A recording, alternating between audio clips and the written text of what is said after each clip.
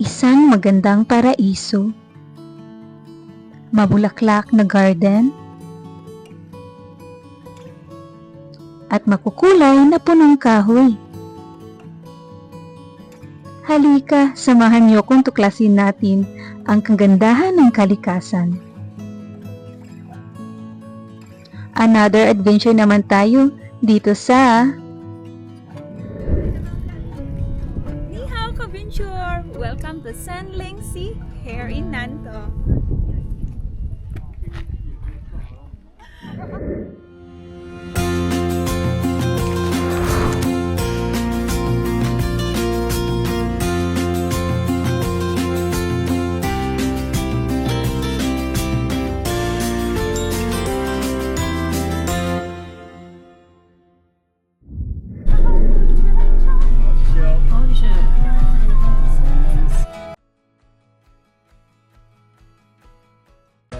Ayan na, papasok na kami sa loob ng Sanling Sea Forest. Wow! Sa entrance pa lang, makikita mo na ang mga makukulay na mga punong kahoy. At nagpalalong nagpapa-excite sa akin na libutin ang lugar na ito. First time ko dito ka-venture. Ang sabi nila, ang ganda daw ng lugar na ito. Isa ito sa most visited tourist spot tuwing autumn season dito sa Taiwan. O diba, ang daming mga malalakihang bus. Ang daming nag-travel trip ngayong araw na ito dahil autumn season. I'm so excited today in this adventure. I will give you more videos to show our adventure today. Let's do it. Wow, it's a paradise. Diba, Kiang? My very supportive videographer.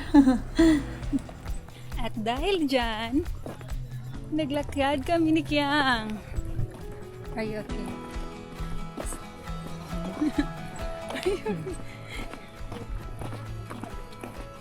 Chalo chalo. Utom. Sama utom. Chong Lin. Chong Tien. Chotien. Chotien. Ganda dito, guys. Look, ang daming couples dito.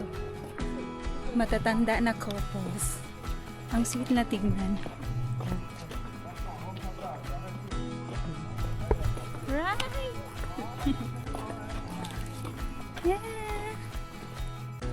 Pag nakapasok na sa main entrance nila, sasakay ng bus. Kung ayaw niyong maglakad papunta sa taas pa, mas pinili naming sumakay ng bus para mapadali namin ang pag-akyat sa taas. At ma-enjoy pa namin yung view. Diba, Kiang? Bye-bye! See you later!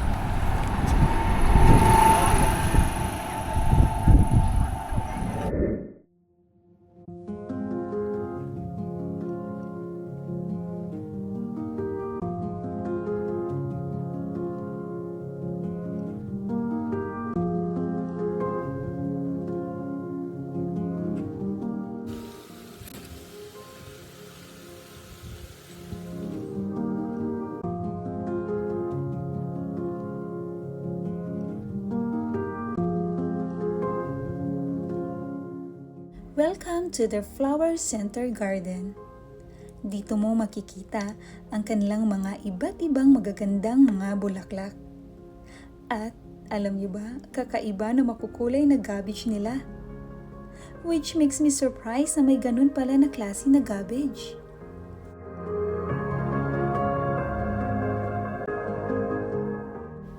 Diba ang unique at saka ang lalaki?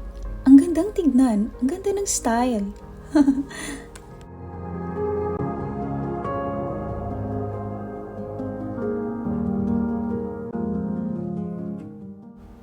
Ang ganda ng garden nila, parang paraiso.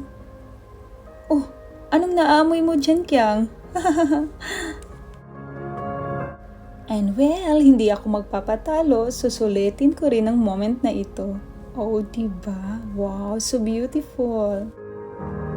Welcome to Japan. Ay, hindi pala. Nasa Taiwan pala ako. Ang garden kasi nila ay Parang Mala Japan yung style. May red torii get pa sila. Feel ko tuloy nasa Japan ako. Meron din silang maliit na fish pen na pwede kang magpapakain sa mga isda. At medyo magbayad ka rin. Konti lang naman, mga coins lang. Ang ganda ng mga isda, oh, colorful.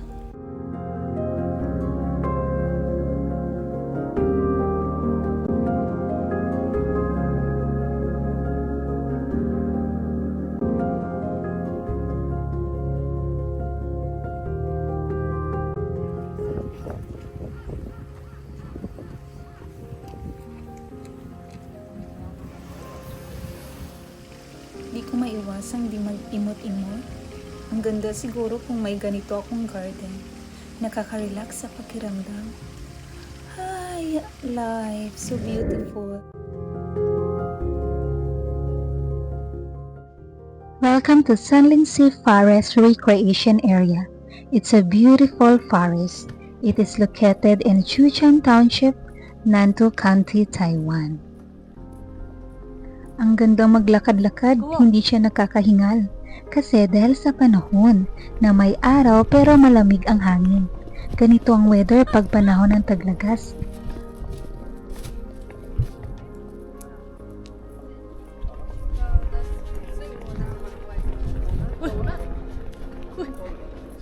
Thank you pala sa aking human drone na very supportive.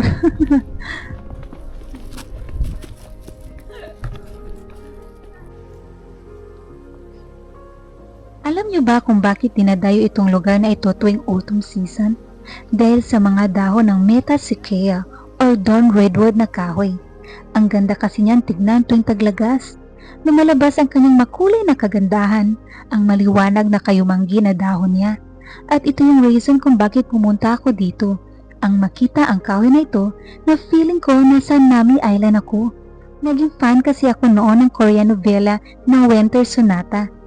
Sa mga millennials dyan na naging fan sa Korean novela noon, I'm sure nagigets niyo ako. Kaso, ang layo ng Korea. Dito muna ako sa Sunling Sea para ma-feel ko man lang ang Korean vibes ko noon at para bang nabuhay ang aking teenage self na pangarap noon.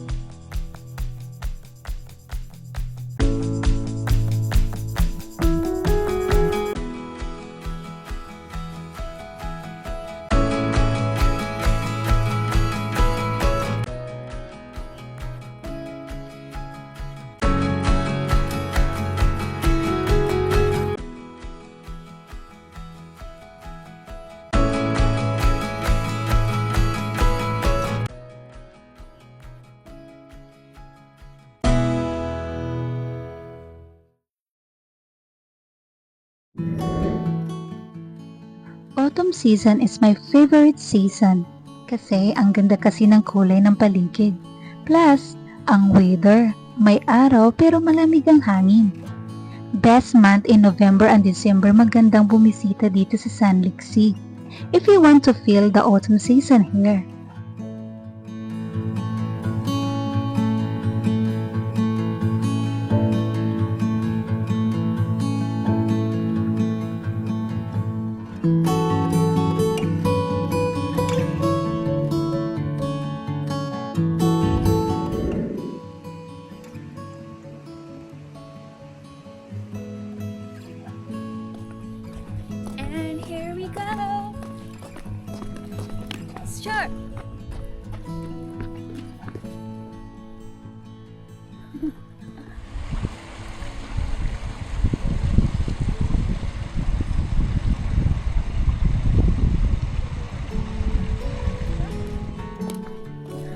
Run, run, run.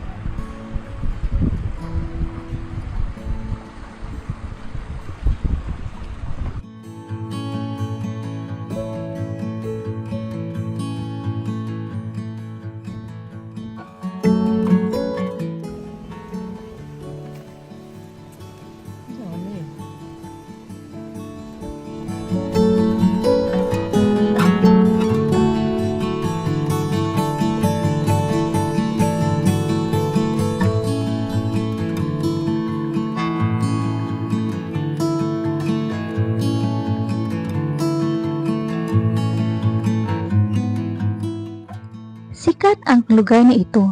Isa ito sa kilalang one of the most attraction tourist spot and most visited spot dito sa Taiwan tuwing autumn season at spring season. Maraming traveler bumisita dito dahil sa mahikang taglay ang kagandahang mayroon ang lugar na ito, makulay na panahon, at syempre, ang gandang mag-aura-aura dito. At mag-Korean feels ang atake mo dito tuwing autumn season. Welcome to Sun Lake Sea.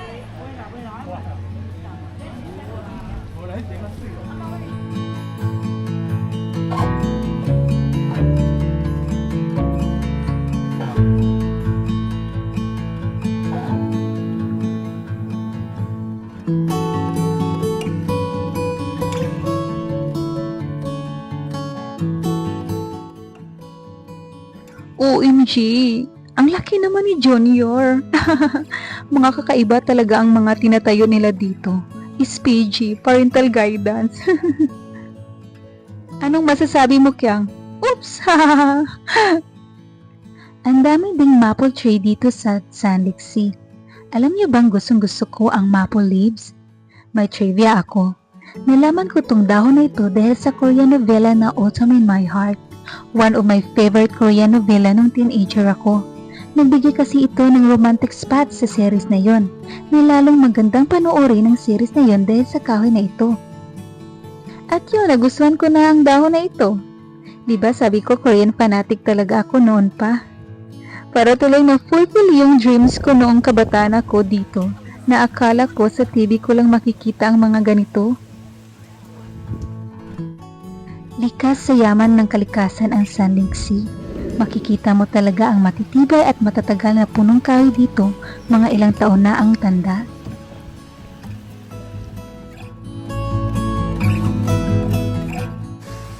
Ang sarap sa tainga pakinggan ang himig ng tubig. Ito ang Shinglong Waterfalls na lalong nagbibigay magical vibes sa lugar. Dahil sa taglagas ang panahon sa ngayon, hindi na masyadong matubig ang falls, pero sa ibang season gaya ng summer at spring, ang lakas ng agos ng tubig dito. Pero kahit na konti lang ngayon, maganda pa rin siyang tignan.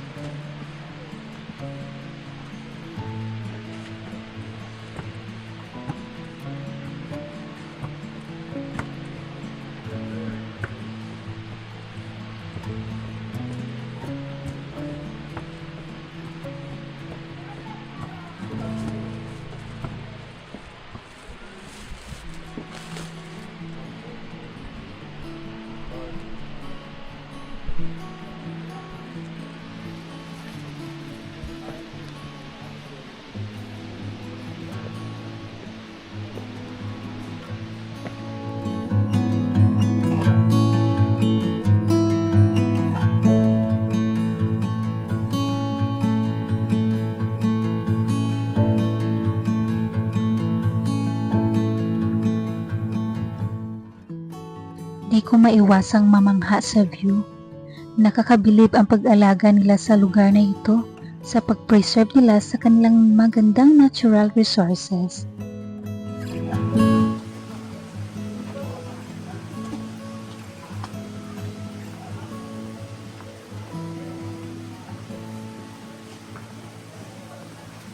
I'll make sure I will never lose the moment to capture this beautiful view.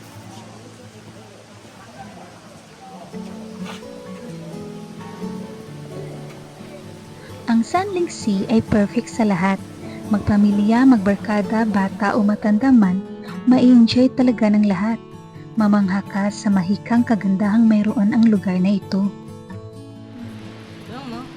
Shoutout pala sa aking supporter na videographer. Nakakamanghang kagandahan ang mayroon ng lugar na ito. Pag bumisita ka dito, lalo kang mapalapit sa kalikasan. Nakagaan sa pakiramdam. Ang sandaling nakakawala sa stress o busy sa buhay sa syudad na minsan kailangan din nating mag-enjoy at bigyan ang sariling huminga ng sariwang hangin.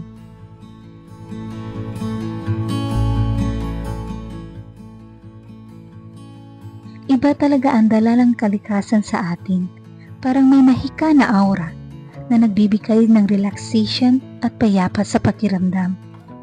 This place is so magical and beautiful. You will definitely enjoy the moment and cherish the treasure of nature when you visit her.